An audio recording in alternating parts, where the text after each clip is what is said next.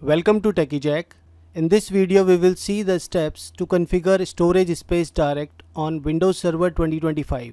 Here we will see the steps to create a 2-node cluster. Let's see the requirement for the S2D, that is storage space direct. First of all, you should have an Active Directory server on your network and 2 Hyper-V nodes joined with the domain as we have here, and all the server has Windows Server 2025 data center installed.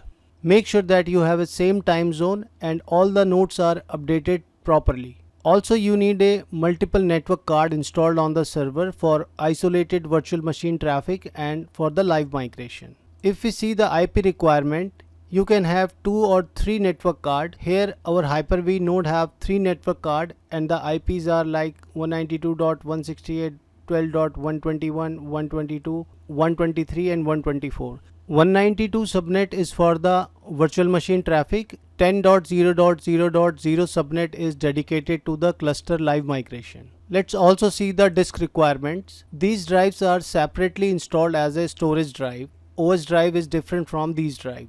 It means that you have a 5 drives on each server, 1 for the operating system and 4 for the storage. You can also mix the drives as a normal hard drive, SSD and NVMe. Here in our case all 4 drives are SSD. Therefore these all 4 disks should be raw. That means it should be empty and no partition should be there. Let's also see the Windows feature required to configure storage space direct. You need to install the Hyper-V role with management tools, failover cluster with management tool, data center bridging, RSet clustering PowerShell, Hyper-V PowerShell and file server role. Once all the hardware and roles are installed, you can proceed with the cleaning the drive. Before proceeding with the S2D, you have to clean all the drives by running the script. I will share the link in the description for the script. Once the drives are cleaned, you can test the cluster by following commandlet. Once the cluster is validated and you found everything is fine, then you can go and create the cluster and create the witness server as well. In order to create the new cluster, you have to run this commandlet like new cluster name.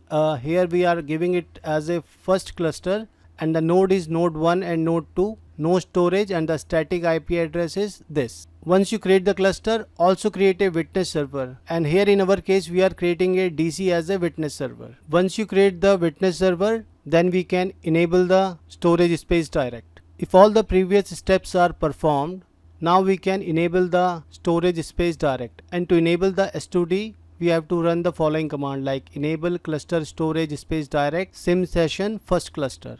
First cluster is a name of our cluster, and optionally you want to enable the CSV cache, you can run the following command. I will share the link where you can get all these commands. So when you enable the S2D, now the pool will be created in the failover cluster. From the pool, here you can see the cluster pool. You can create a new virtual disk, create a virtual disk and then create a volume on it. And once you create the volume, you can enable the CSV. So once you create that CSV volume, the volume will be mounted inside the C drive as a cluster volume, and that will be present on the both node like node 1 and node 2. Then you can install the virtual machine on that storage. Once the virtual machine is created and everything is fine, you can test with the live migration. For the live migration, you have to click on this move icon and select the live migration, and it will ask you to select the node. So right now you can see the Ubuntu server that is running on node 2. If we select the node 1 and click on OK, or if we double click on node 1, the Ubuntu server will be live migrated to the node 1. So by performing these steps, you can configure your storage space direct and make your virtual machine highly available. In our next video, we will demonstrate the step by step how we can configure the storage space direct. I hope the video was informative. Let's meet in a next video. Thanks for watching. If you enjoyed this video and want to see more, don't forget to subscribe and ring the bell icon to get notified whenever I post new content.